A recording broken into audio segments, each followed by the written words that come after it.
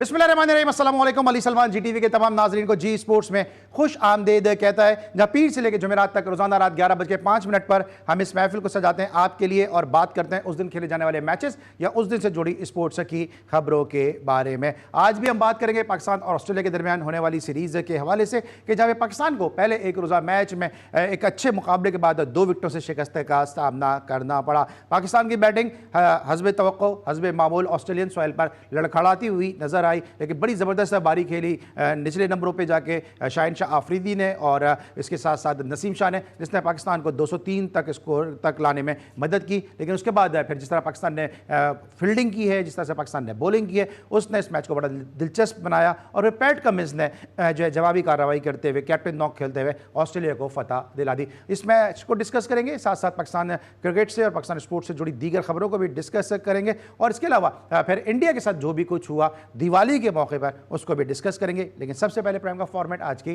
Top stories. Australia के खिलाफ दूसरे वनडे के लिए पाकिस्तान टीम की एथलेट ओवल में भरपूर practice. Fast bowler Naseem Shah injury से मुकम्मल फिट हो गए। कमिंस समेत 5 ऑस्ट्रेलवी पाकिस्तान के खिलाफ आखिरी वनडे से बाहर। जॉश इंग्लिस ऑस्ट्रेलिया की व्हाइट बॉल टीम के नए कप्तान मुकर्रर। पाकिस्तान और ऑस्ट्रेलिया के दरमियान दूसरा ओडीआई 8 नवंबर को खेला जाएगा। ऑस्ट्रेलिया के खिलाफ T20 सीरीज के लिए पाकिस्तान टीम के 6 खिलाड़ियों का तरबियती कैंप कराची में खत्म हो गया। खिलाड़ी 10 नवंबर को ऑस्ट्रेलिया रवाना होंगे। अगर पाकिस्तान 20 से 25 रन मजीद करने में कामयाब हो जाता तो हम मैच जीत सकते थे। मुझे लगता है कि कहीं ना कहीं हारिस रऊफ को अपनी लाइन लेंथ पर काम करने की जरूरत है। रमीज राजा। पाकिस्तान को पहला वनडे नहीं हारना चाहिए था, शायद हमें सीरीज में ऐसा मौका दोबारा ना मिले। अहमद शहजाद। अगर इस वक्त भारत और पाकिस्तान के दरमियान टेस्ट मैच खेला जाता है तो ग्रीन शर्ट स्पिन विकेट पर भारत को शिकस्त दे सकते हैं। वसीम अकरम। रोहित शर्मा ऑस्ट्रेलिया के खिलाफ 5 टेस्ट मैचेस की सीरीज से कबल कप्तानी छोड़ दें। भारतीय क्रिकेट बोर्ड फौरी तौर पर नए कप्तान की तकर्री पर गौर करें। Sunil Gavaskar. Junior Asia cup hockey tournament की तैयारी के लिए कौमी जूनियर टीम का तरबियती कैंप कराची में जारी और पाकिस्तान स्नूकर का आलमी चैंपियन बन गया। पाकिस्तान के मोहम्मद आसिफ ने वर्ल्ड चैंपियन का एजाज हासिल कर लिया। मोहम्मद आसिफ ने फाइनल में ईरानी हरीफ को शिकस्त दी।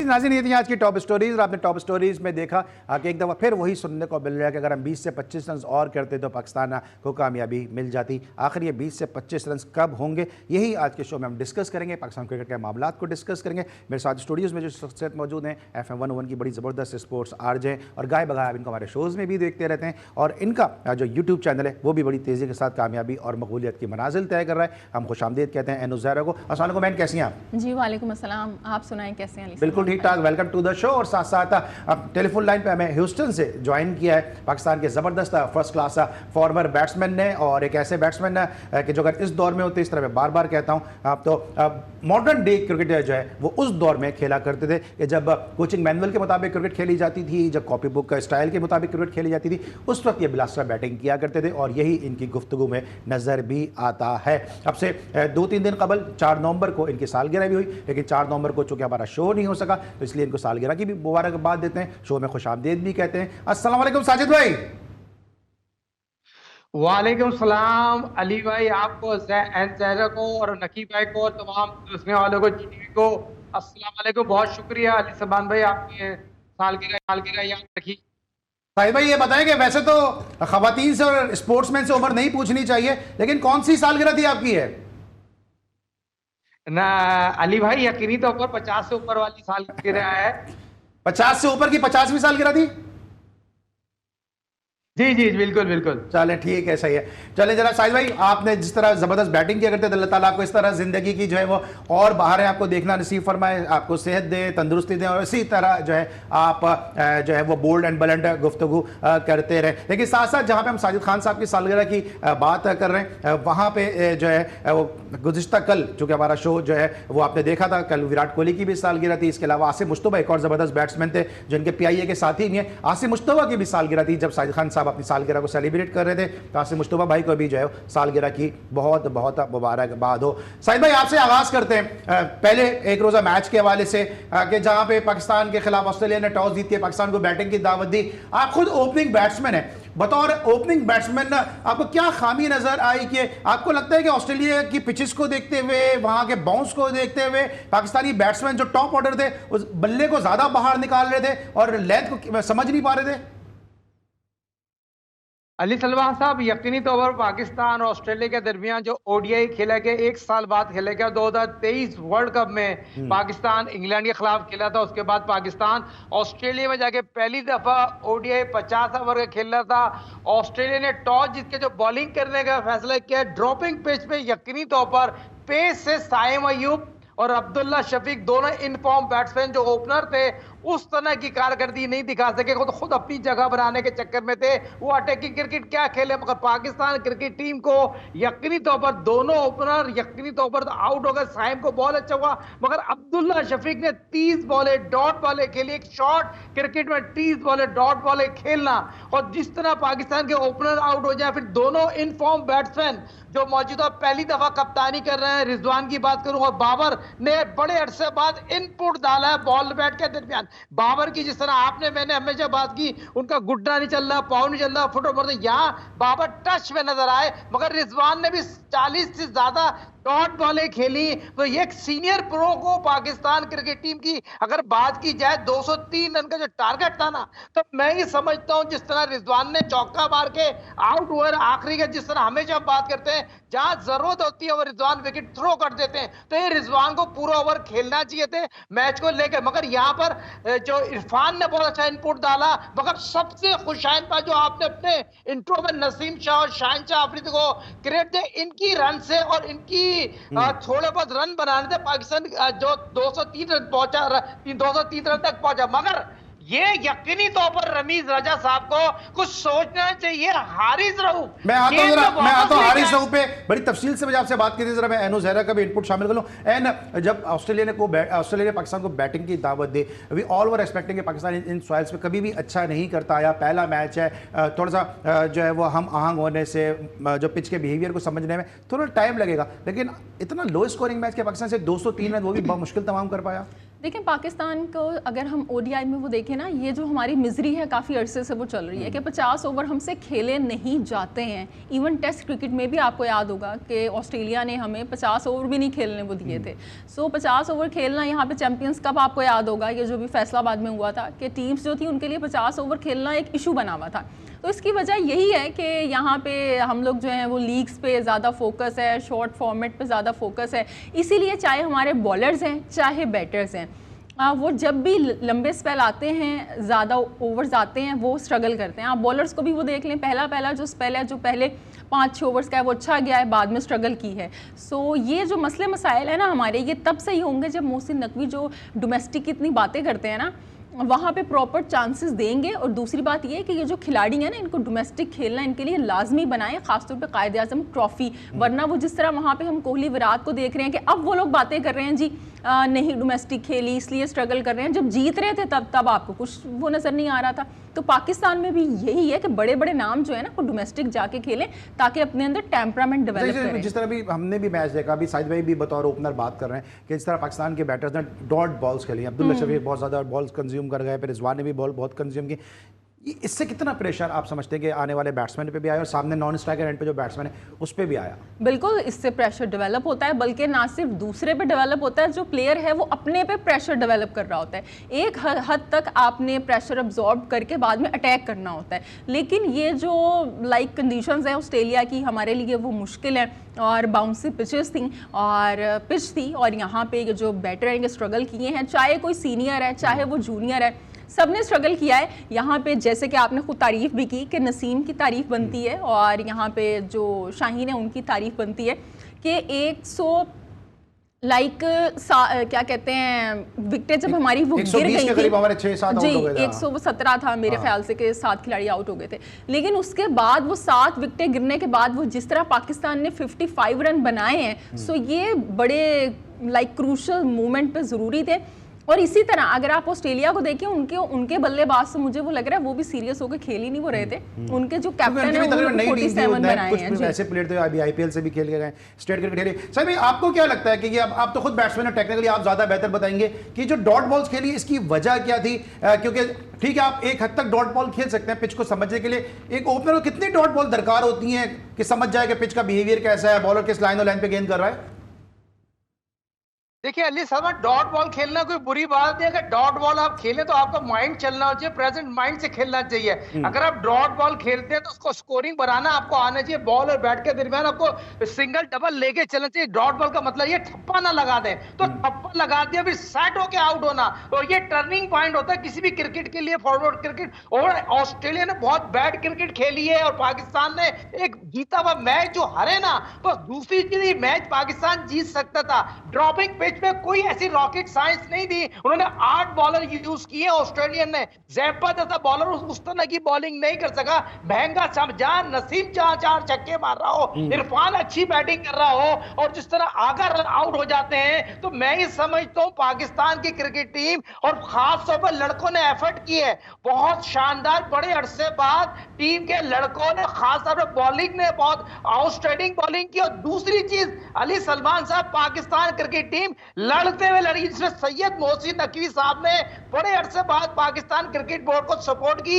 यकीनी तौर पर खुशाइन बात है, हट जाओ, आज सारे लोग बात कर रहे हैं पाकिस्तान यकीनी तौर पर अच्छा खेल रहा था। अगर 20 रन एक्स्ट्रा हो जाए, फिर भाई का चौका हो जाए, फिर आप गेंद सही नहीं पकड़ सके, फिर आप क्लब लेवल की कप्तानी कर रहे हैं, स्लिप इट आउट शॉट, 8 खिलाड़ी आउट हो जाए, तो भाई आपको पता है स्पिनर लेके आए, आगा सलमान को लेके आए, साइन अयूब से कराए, यहाँ क्लब लेवल की कप्तानी आपकी नजर आई। आप अपने माइंड सेट से गए थे मैंने यहाँ अटैक करना है, वो भाई अटैकिंग नहीं होते, थोड़ा सा आपको माइंड सेट ठीक है, माइंडसेट की बात है की है। और जो पाकिस्तान की जो जिस माइंडसेट के साथ पाकिस्तान खेला, बाबर आजम के साथ रन किए, मैं आता हूं सर, इसके वापस आता हूं शायद भाई, वापस आता हूं इस पे मैं बात करते हैं। जब माइंडसेट का आपने एक मुद्दा उठाया, इसके ऊपर बात करेंगे कि पाकिस्तान का माइंडसेट आखिर था क्या, कि किस तरह बॉल छोड़ते हुए भी आपका बल्ला जो है वो गेंद पे लग रहा है, आप विकेटों के पीछे आउट हो रहे हैं। फिर इरफान नियाजी बहुत अच्छी बैटिंग कर रहे थे, इरफान का रन आउट होना टर्निंग पॉइंट रहा, या फिर सलमान आगा भी अच्छा खेल रहे थे, उनका आउट होना टर्निंग पॉइंट रहा। आखिर उस मैच में कहाँ पाकिस्तान के हाथ से मैच है निकलता हुआ नजर आया। फिर पाकिस्तान ने मैच को गिरफ्त किया, उसके बावजूद फिर मैच पाकिस्तान के हाथ से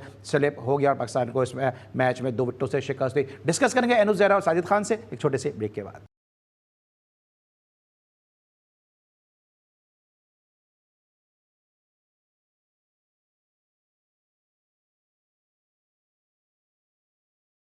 welcome back after the break. और पहले मैच में पाकिस्तान को शिकस्त का सामना करना पड़ा, लेकिन जिस तरह भी साजिद खान साहब भी बात कर रहे थे, एनुस जहरा ने भी बात की है कि ऐसा पाकिस्तान के अवाम है, उसने का क्या सोचना और मानना यह है कि पाकिस्तान की टीम को गो के शिकस्त ज़रूर हुई है, लेकिन पाकिस्तान की टीम लड़के हारी है। और हमेशा हम अपने प्रोग्राम में अपने प्लेटफॉर्म से यही कहते हैं कि लड़के अगर लड़के खेलें तो शायद किसी को भी इतना ज़्यादा एतराज़ ना हो। मोहसिन नकवी साहब ने भी एक ट्वीट किया है, उन्होंने क्या किया है, सोशल मीडिया का इस्तेमाल, ज़रा आप उनको ट्वीट दिखाते हैं। Well done Pakistan team for fighting the tough match against Australia, you boys gave it your all and fought in the best possible way. It's only the first match and we are confident you will make us proud. Keep pushing Pakistan. तो जनाब ये मोहसिन नकवी साहब का कहना है कि आप लड़के खेलें और लड़के अगर खेलें तो यकीनी तौर पे हार और जीत से कतर जो परफॉर्मेंस है वो मैटर करती है। एंड इससे पहले मैं ज़रा इस ट्वीट के ऊपर आऊँ, ये जो भी इन्होंने माइंड सेट के ऊपर बात की है, बाबर आजम को आपको लगता है फॉर्म में वापस आ गए, या बहुत सारे लोग ये बात करते हैं कि बाबर आजम जो है वो मुश्किल वक्त में जो है वो ज़्यादा अच्छा परफॉर्म करते हैं,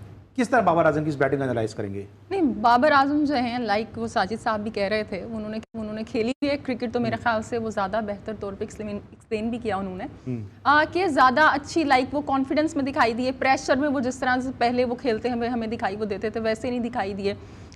थोड़े वो अच्छी वो कहते हैं ना आप एक अच्छे टच में लगते हैं, उस तरह से दिखाई दिए। रन रेट को अच्छे से मेंटेन करने की कोशिश की, नो डाउट वो आउट हो गए बट ही वाज ट्राइंग। तो मुझे ऐसे वो लगता है वो जो कैप्टनसी का वो जो एक उनके सर पे भूत सवार था वो जो उतरा है उससे उनको भी फ़ायदा होगा और पाकिस्तानी टीम को भी फ़ायदा होगा। एंड आई विश, क्योंकि Babar Azam he is the only Pakistani batter कि जिन्होंने ऑस्ट्रेलिया के खिलाफ सेंचुरी बनाई हुई है एडिलेड में 2017 में। तो मेरी दुआ है एंड आई विश कि अभी ये जो हमारा सेकंड ODI है उसमें दोबारा से वो यादें ताज़ा करें और एक और सेंचुरी बनाएं वो। जी हाँ बिल्कुल, लेकिन अगर आप टेस्ट मैच की बात करें तो फिर बाबर आजम और उसके बाद फिर यासिर शाह आखिरी पाकिस्तानी बैटर हैं कि जिन्होंने ऑस्ट्रेलियन सॉइल पे जो है वो सेंचुरी स्कोर की जी, भी मैं है। ओडीआई की बात ओडीआई की बात करिए तो बाबर आजम इस लिस्ट में आते हैं। साहिब भाई, आप बाबर आजम की बैटिंग को किस तरह से इसका तज्जिया करेंगे, क्योंकि बाबर आजम एक डिफरेंट बाबर आजम नजर आए। 200% में से कोई रॉकेट साइंस नहीं है और बाबर यकीनी बात है, एन भी बात कर रही है, बॉल और बैट के दरमियान जल्दी नहीं कर रहे, बॉल को अपने पास आने दे रहे हैं। और जिस शॉट पे वो आउट हुए, मेरे ख्याल में बदकिस्मती थी, अगर वो आउट नहीं होते 100 कर देते, कि जिस तरह इस शॉट ऑफ बॉल थी उसको चले गए, पहले पाँव देखे उनका पाँव आगे चले गया था। वो माइंड सेट, हम बार बार जिक्र कर रहे हैं माइंड सेट का, वो माइंड बना चुके थे बॉल को कहाँ खेलना है। तो मैं बार बार यही कहता हूँ, बॉल पिच होने के बाद फिर माइंड सेट करे बॉल को कहाँ खेलना है। तो बाबर की एक बेहतरीन इनिंग को बॉल आउट होने की वजह से हम नहीं दे सके, मगर आगे जरूर देखेंगे। इसी तरह की तवक्को रखते हैं, आप पिच पे जाएं, खड़े रहें और स्कोर बोर्ड को चलाएं और लेके चलें। टीम आप पे डिपेंड करती है, तो टीम डिपेंड करने का मकसद ये आपका कॉन्फिडेंस बिल्ड हो गया है और आप पे ड्यू है, क्योंकि 50 ओवर पे आपको 300 बॉलें खेलनी है। तो आपका पिच पे वन डाउन बैट्समैन, जैसा कि आपको पता है एशियन ब्रेडमैन जैसे जहीर अब्बास साहब की आज मेरे अपने जराए बता दे सैयद मोहसिन नकवी साहब से मुलाकात हो गई, उनको गवर्निंग बोर्ड मुलाकात हो गई है, गवर्निंग बोर्ड में उनको ले लिया है। तो जहीर भाई भी बड़े खुश नजर आ रहे थे, क्योंकि बड़े अरसे बाद एक ऐसा क्रिकेटर आया है जो बाबर को यकीनी तौर पर समझाने की कोशिश कर रहा है। तो मैं ये समझता हूं हमारी जो क्रिकेट समझ है ना, एक अच्छी की तरफ जा रही है, आईसीसी चैंपियन ट्रॉफी। मगर हमारा मौका क्या है, पाकिस्तान क्रिकेट टीम अच्छा करेगी तो हर आदमी बैक करता है। अच्छा, अभी जरा वापस आते हैं, बाबर की तरफ वापस आते हैं। एक स्टेटमेंट दिया रमीज राजा साहब ने और उन्होंने कहा कि बाबर जब पिच के ऊपर जाएं तो अपने आप को फील करें लाइक विवियन रिचर्ड। क्या इस स्टेटमेंट ने काम किया, क्योंकि उसी तरह से वो निडर और उसी तरह से वो दिलेर नजर आए। वो बहुत लेट कर दी मेहरबा, आते आते अगर ये अपने दौर में समझाते तो सही हो जाता। ये कोई बात कहने की थोड़ी है, तो अपनी दुकान चपाने की बात की है। तो ये कोई रॉकेट साइंस तो नहीं है। बाबर एक वर्ल्ड क्लास प्लेयर है, बाबर की दुकान बाबर के कंधे पे रख के वो कह रहे हैं। और दूसरा, उससे पहले वो वाली बात को भूल गए आप। बाबर को मैंने कहा था बाबा अपनी मर्जी की पिक्चर बनवाता था, ये कोई बातें नहीं हो रही। ये रमीज साहब की मेरी बातें कुछ समझ में नहीं आती। ये देखे सर विव रिचर्ड है, एशियन ब्रेडमैन जहीर अब्बास बात है, जावेद बाबर आजम है। अगर रमीज के कहने पे जाएगा तो मैं समझता हूं बाबर बहुत ज्यादा मुश्किलात पा जाएगा। बाबर को अपनी क्रिकेट पे फोकस करना चाहिए और बाबर पाकिस्तान का ग्रेटेस्ट बैट्समैन है और उसको प्रूव करना है अपने बॉल और बैट के दरमियान, मगर लॉबी ना बने। ठीक है, मैं एन से पूछता हूं, एन को रमीज राजा की बातें समझ में आती हैं? आपको समझ में आई बात कि विवियन रिचर्ड अपने आप को फील करो, मतलब अगर मैं अपने आप को शाहरुख खान फील करूंगा तो यूं करके खड़ा हो जाऊंगा मैं भी? नहीं, रमीज राजा की ज्यादा बातें मेरे ख्याल से वो बाबर आजम को समझ में आती हैं और समझ में आ गई है तो अच्छी बात है। और रमीज राजा देखें वो कुछ भी बोल देते हैं, हीरो इंसान है, हीरो समझते हैं वो अपने आप को। और कहाँ तो वो कह रहे थे कि बाबर आजम जो है he sells the cricket for Pakistan, उनके बगैर स्पॉन्सरशिप नहीं मिलेगी। फिर उसके बाद हीरो आप ऐसे क्रिकेटर कह रही हैं क्योंकि पीसीबी में तो विलन बन के गए एज चेयरमैन। वो नहीं, अपने आप को तो हीरो ही समझते हैं ना वो। और मतलब अगर आप उनकी वो जिस तरह कैरी करते हैं अपने आप को, तो अच्छे से कैरी करते हैं वैसे भी। सो बाद में कहा वो Babar Azam face of the cricket थे उनके मुताबिक। बाद में उन्होंने कहा हालात बदल रहे हैं, तो बाबर आजम को बस से उठा के फेंक दिया कि पिचेस का मलबा इसके सर है। अब वो कह रहे हैं कि जनाब आप इस तरह से खेलें, तो भाई वो कुछ भी कह सकते हैं और क्या कहें। अच्छा, अभी आपने रमीज राजा साहब की बात की, अभी रमीज राजा साहब ने हारिस रऊफ के हवाले से भी कहा है कि इनको अपनी बॉलिंग पे काम करने की जरूरत है। और अभी मुझे याद है 2-3 शोज पहले आप कह रहे थे कि यार मैंने हारिस रऊफ को टिप दी है।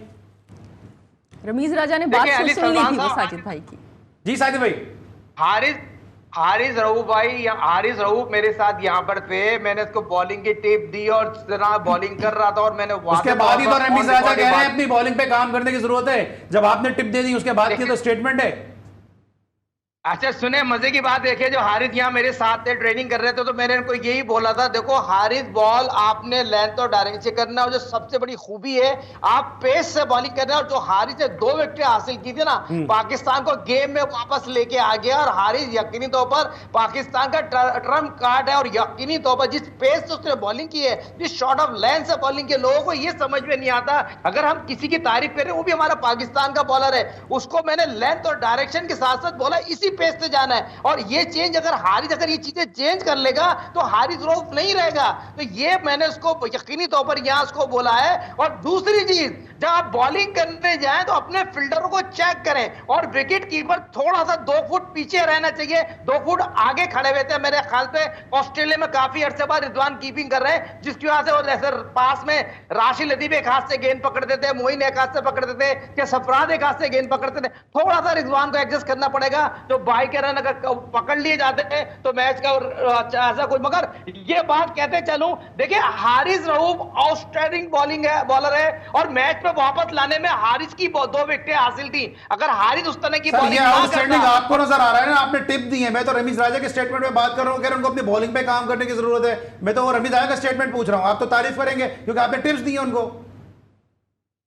लेकिन रमीज राजा साहब मुझे समझ में नहीं आ रहा क्या काम करे बॉलिंग में। पाकिस्तान का टॉप लेवल का बॉलर है, पाकिस्तान की सारी वो क्रिकेट खेल रहा है टेस्ट के अलावा व्हाइट बॉल में, तो उसको क्या काम करेंगे तो उसका मतलब वो बाहर हो जाएगा। कहने का मकसद ये, मुझे ये रमीज की जो बातें मेरी कोई समझ में नहीं आता। एक बच्चा हमें क्या पता आप ही अंडर 19 के कप्तान है जो जिन्होंने आपको स्वेटर दिया था। अंडर 23 देखे।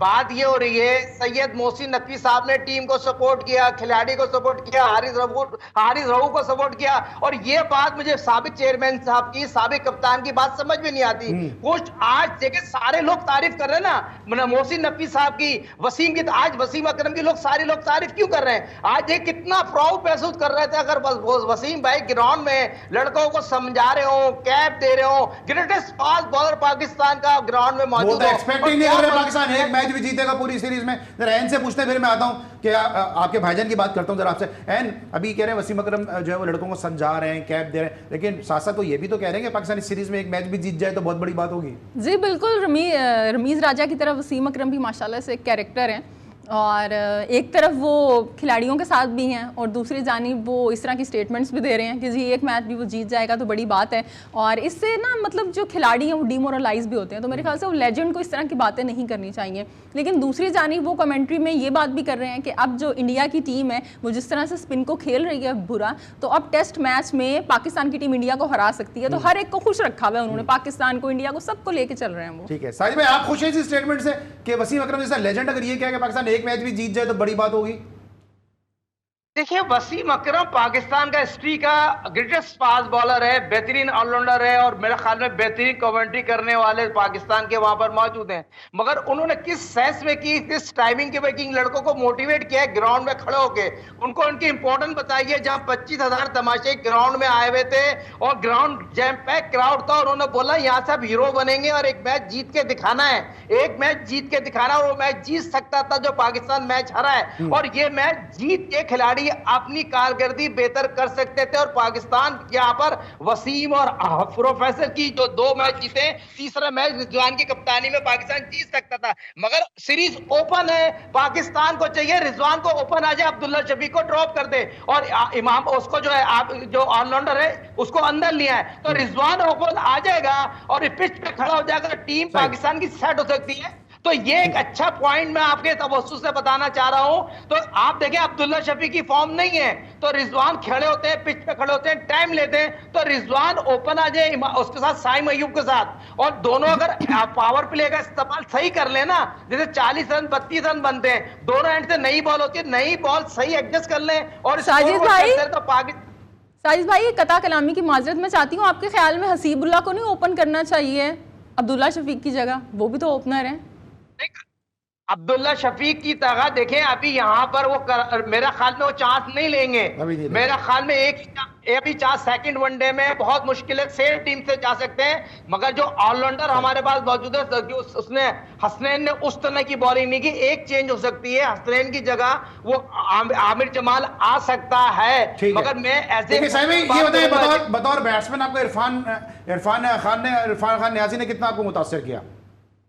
मैं कह रहा हूं पाकिस्तान खुशकिस्मत है, ऐसा लड़का, ऐसा क्रिकेटर पाकिस्तान में मौजूद है जिस आउटस्टैंडिंग उसने बॉल और बैट के दरमियान खेला है। तो ये पाकिस्तान का फ्यूचर ब्राइट है और ये पाकिस्तान यकीनी तौर पर ये पाकिस्तान के मौजूदा सिलेक्शन कमेटी को जाता है, उन्होंने अच्छा काम किया, उसको मौका दिया है। देखिए मौका दे, लड़का अवेयर करे। वो रन आउट जरूर हो गया है मगर रन आउट हो गया है ठीक है, उसने जो फील्डिंग में जो कैच पकड़ने की कोशिश की है वो छक्का था या नहीं था, मेरे हिसाब से वो आउट था। तो ये चीज भी बताना जरूरी है। ये पाकिस्तान की क्रिकेट टीम में कुछ अच्छे जरासीम है मगर आपके सवाल से मेरे जरूर एक बात कहते चलूं। देखिए जो कामरान गुलाम था ना, दुनिया का कोई भी बैट्समैन होता वो आउट हो जाता। वो बॉल और अच्छी जगह पिच हुई है और उसको कोई भी बैट्समैन छोड़ नहीं सकता था।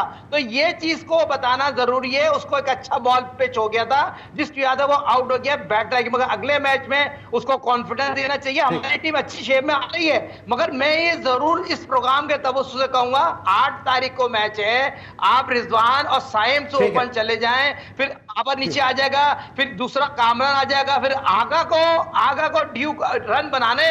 आप कप्तान तो बन गए मगर आगा 12 रन पे आपको नहीं, आपको टीम को लेके चलना है, टीम को आपकी जरूरत है। सर साहिब भाई बात कर रहे हैं, इरफान की बात कर रहे हैं, तो जी स्पोर्ट्स की कोशिश होती है कि हमेशा यंगस्टर को जो है वो प्रमोट करें। और अभी जब सिंध प्रीमियर लीग थी तो इरफान जो न्याजी थे वो हैदराबाद बहादुर से की टीम में थे जिसका जीटीवी जो है वो मीडिया पार्टनर था। ब्रेक में क्विकली आप बता दें कि इरफान को आपने किस तरह से ऑब्जर्व किया? जी बहुत अच्छा एक फुल पैकेज है, चाहे आप उसको, क्योंकि वो बॉलिंग भी कर लेते हैं, he is a good batter also, और फील्डिंग बड़ी अच्छी करते हैं क्योंकि फील्डिंग बड़ी ज़रूरी होती है, कैचेस विन यू मैचेस। तो मेरे ख्याल से बड़ा अच्छा है और इसको अच्छे से यूटिलाइज करें। वो बाकी क्रिकेटर्स वाला हिसाब ना हो, कोई एकदम से गुड्डी उड़े और बाद में वो कट जाए, वो कट हो जाए। एक ज़बरदस्त यंगस्टर प्लेयर हैं और जिस तरह सलमान आगा को परफॉर्म करना होगा, पाकिस्तान के मिडिल ऑर्डर को परफॉर्म करना होगा, कामरान गुलाम, रिजवान, इरफान सबको परफॉर्म करना होगा, जब भी पाकिस्तान एक अच्छा और डिसेंट स्कोर बोर्ड पे सजाने में कामयाब हो सकता है। ब्रेक लेंगे और जब वापस आएंगे तो बात करेंगे कुछ पाकिस्तान और के साथ साथ इंडियन क्रिकेट के हवाले से भी, एक छोटे से ब्रेक के बाद।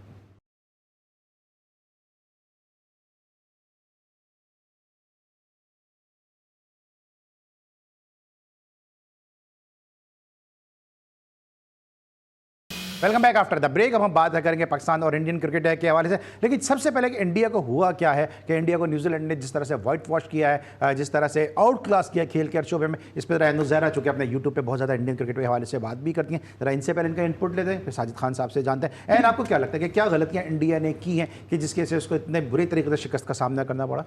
देखिए गलतियां तो इंडिया ने की हैं, लेकिन उसके साथ साथ न्यूजीलैंड की तारीफ बनती है यहाँ पे, क्योंकि बाज़ दफ़ा ऐसा होता है कि जो दूसरा मतलब टीम आती है ना, वो बहुत अच्छा तैयारी करके आती है। आप देखें वो जो श्रीलंका के उन्होंने वो जो कोच हायर किए थे, बॉलिंग कोच, वो जो स्पिनर हैं, ही डिड वेरी वेल। उन्होंने मतलब आप देखिए उनके जो स्पिनर्स हैं उन्होंने कितना अच्छा वो परफॉर्म किया। और इंडिया की जहाँ तक बात है तो इंडिया को मेरे ख्याल से कुछ वो ऐसे क्वेश्चन मिल गए कि जिसके लिए वो रेडी वो नहीं थे। सो कहीं ना कहीं कुछ टेक्टिकल वो डिसीजंस में गलती हुई है। और दूसरी बात ये कि देखिए रोहित और कोहली जो है ना, 2 पिलर्स हैं आपके, बड़े प्लेयर्स का परफॉर्म करना बड़ा ज़रूरी होता है। हम रिजवान पे और बाबर पे क्रिटिसाइज़ करते हैं ना कि बड़े मैच में नहीं करता वो परफॉर्म। सो इसी तरह से जब आपके बड़े प्लेयर्स नहीं परफॉर्म करेंगे, प्रेशर आपके यंगस्टर्स पे आएगा, आप यंगस्टर्स को खिला भी रहे हो, टीम में शामिल भी कर रहे हो, लूप में ले रहे हो, तो इस तरह से होता है। और मुझे ऐसे वो लगता है कि एक मैच हारने के बाद ये जो एक हवा था ना कि हम 12 साल बाद वो टेस्ट मैच सीरीज ना हार जाएं, वो प्रेशर में टीम इंडिया आ गई और उसकी वजह से कोलैप्स हो गए। सभी आपको क्या लगता है कि कुछ लोग कहते हैं कि गंभीर की नहीं बन रही है टीम के साथ, कुछ कह रहे हैं कि शायद कोहली जो है वो शायद टीम को सही तरीके से जो है वो सपोर्ट नहीं कर रहे हैं, फिर कुछ कह रहे हैं रोहित की कप्तानी के अंदर इश्यूज हैं। आपको बतौर क्रिकेटर और क्वालिफाइड कोच क्या लगता है? देखिए कोच की है और विराट कोहली और रोहित शर्मा की बहुत अच्छी अंडरस्टैंडिंग है। और विराट कोहली की तो कभी कभी हिस्ट्री में ऐसा रहा नहीं और टीम को डिस्टर्ब करें ना रोहित शर्मा, मगर वो जो कोच है ना वो मेंटली और फिजिकल अपसेट रखते हैं और उनकी वजह से टीम अपसेट हो गई। उनकी टीम सिलेक्शन मुझे सही नजर नहीं आती। मगर ये क्रिकेट में अगर न्यूजीलैंड को 36 साल बाद अगर टेस्ट जीतना हो, सीरीज जीतना हो, इंडिया में आगे तीनों टेस्ट मैच हरा दे, उनको अगर क्रेडिट ना दे, क्या मुस्तकबिल नजर क्या आ रहा है आपको रोहित का? क्योंकि अभी गावस्कर साहब ने भी कह दिया कि रोहित को कप्तानी छोड़ देनी चाहिए। नहीं नहीं, क्यों छोड़ दे रोहित शर्मा? कप्तानी वो है, इससे अच्छा कप्तानी नहीं है। देखिए वो ग्रेटेस्ट कप्तान मैं समझता हूँ, जितना अच्छा लड़कों को लेके चलता है, टीम को लेके चलता है, क्या इंसान है। मैं समझता हूँ अगर टीम को जेल किया है, 2020 वर्ल्ड कप जिताया है, 2023 वर्ल्ड कप के फाइनल में लेके आया, आउटस्टैंडिंग। अगर सरफराज खान अगर खेला तो सारा क्रेडिट इनको जाता है, रोहित शर्मा साहब को जाता है। तो बात ये हो रही है, ये तो वही वाली बात है, समंदर में रहना भी चाहते हैं, भीगना भी नहीं जाता। गवास्कर साहब, कपिल देव साहब, ये हमेशा वही बात करते हैं जो ग्रेटेस्ट प्लेयर हैं अपने वक्त होंगे, मगर यहां रोहित शर्मा को क्रेडिट देना पड़ेगा। अगर रोहित शर्मा अकेला थोड़ी है, जैसा एन जोरा ने बड़ी प्यारी बात की, टीम ये तो हारिस वाली बात करेंगे, हार का भी क्रेडिट देना पड़ेगा। ये तो हारिस वाली बात है कि हार गए, हमारे लिए बहुत अच्छा हो गया जो हारिस ने कहा था। देखिए हारिस ने, वही वाली बात आ गई ना, मेरे साथ जुड़ा हुआ है हारिस। देखिए बात ये हो रही है अली सलमान बा, एन जोरा, क्या बात हो रही है इंडियन टीम की कप्तानी की। इंडियन टीम की कप्तानी, टीम गेंद थी, रोहित शर्मा कप्तानी क्यों छोड़े? कोच को हटा देना। ठीक है, जरा एन से भी पूछ लेता हूं मैं, वक्त का कम है। एन, आपको लगता है गवास्कर साहब का जो स्टेटमेंट है जस्टिफाई करता है कि रोहित को कप्तानी छोड़ देनी चाहिए? देखिए ये पाकिस्तान इंडिया के लोग ना जज्बाती लोग हैं। एक मैच वो जीत जाएंगे, हम सरों पे बिठा लेंगे, एक वो सीरीज हार गए तो पता नहीं सारे छुरी कांटे लेके बाहर आ गए। ठीक है, एक सीरीज हार गए हैं, ऑस्ट्रेलिया की, वेस्ट इंडीज की बड़ी डोमिनेशन वो रही है अपने मुल्कों में, बाद में हारे हैं ना वो तो, लेकिन बाद में वो ओडीआई वर्ल्ड कप वो जीत गए थे आपसे। तो मेरे ख्याल से ये बात वो सही नहीं है। रोहित बड़ा अच्छा कैप्टन है और इस तरह से हमें नहीं कहना चाहिए। इस तरह से नहीं कहना चाहिए, लेकिन चले अब आपने भी एक सीरीज की बात की, अभी पाकिस्तान एक मैच आ रहा है, अभी 8 तारीख को पाकिस्तान का दूसरा मैच है, इसमें क्या करना चाहिए पाकिस्तान को, किन एरियाज पे काम करने की जरूरत है? देखिए पाकिस्तान को बस यही है कि सही वक्त पे सही फैसले हों और रिजवान को पावर दें आप, ताकि वो जो कैप्टन है अपनी मर्जी से टीम बनाए और लाइक अच्छी कैप्टनसी की थी उन्होंने। कैप्टन है, पावर फिर किसके पास है? असद शफीक के पास है पावर? अब ये तो रिजवान बता सकते हैं, क्योंकि लगता तो नहीं है कि पावर उनके पास है, वो जिस तरह से असद शफीक उनको डायरी दिखा रहे होते हैं बार बार। अच्छा चलें, साहिद भाई आपको क्या लगता है कि क्या करना चाहिए पाकिस्तान को, और क्या असद शफीक क्या ज्यादा स्ट्रॉन्ग आ रहे हैं? देखिए असद शफीक सिलेक्शन कमेटी के रुकन है, पावर आकिब जावेद साहब के पास है। आकिब जावेद साहब ने असद शफीक साहब को भेजा हुआ है और यहाँ से मुशावरत होती है और वीडियो कॉल होती है। आकिब जावेद, अजहर अली, असद शफीक, वो टीम बना के दे दिया जाता है और आपके पास भी मौजूद होती है। जो टीम अनाउंस होती है आपके पास भी आ जाती है। पाकिस्तान की टूरिंग सिलेक्शन कमेटी ने 11 रुकी टीम को अनाउंस कर दिया है। 11 रुकी टीम पाकिस्तान की जो सिलेक्शन कमेटी है अनाउंस करती है, क्योंकि पाकिस्तान में ग्रुप बंदी यकीनी तौर पर बहुत ज्यादा पास में किए गए, लाइकी डिसलाइकिंग लड़के खिलाए गए, जिसकी वजह से पीसीबी के चेयरमैन साहब ने यह डिसीजन लिया गया है और मोहसिन नकीब साहब का डिसीजन को सराहना चाहिए। आकिब जावेद को अगर फ्री हैंड दिया है तो आकिब जावेद का भी चेक एंड बैलेंस होगा, अगर सही टीम नहीं खिलाएंगे। मगर दूसरी ओडीआई की टीम जो 8 तारीख को खेला जा रहा है, तो मुझे एक चेंज नजर होती आ रही है, आमिर जमाल को हसनैन की जगह ला सकते हैं, उसके अलावा और कोई चेंज मुझे होते हुए नजर नहीं आ रही। दूसरी चीज आप कह रहे हैं, पावर यकीनी तौर पर सिलेक्शन कमेटी ने अपने हाथ में रखी हुई है। सही, ठीक है, पावर सिलेक्शन कमेटी अपने हाथ में रखी है। Thank you so much Sajid Khan साहब, थैंक यू सो मच अनु ज़हरा। आज के शो में आप हमारे साथ मौजूद थे और हमें उम्मीद है कि एपिसोड आपको पसंद आई होगी। अली सलमान को पूरी प्रोडक्शन टीम के साथ इजाजत दीजिए, अपना बहुत ख्याल रखिए, अल्लाह हाफिज़।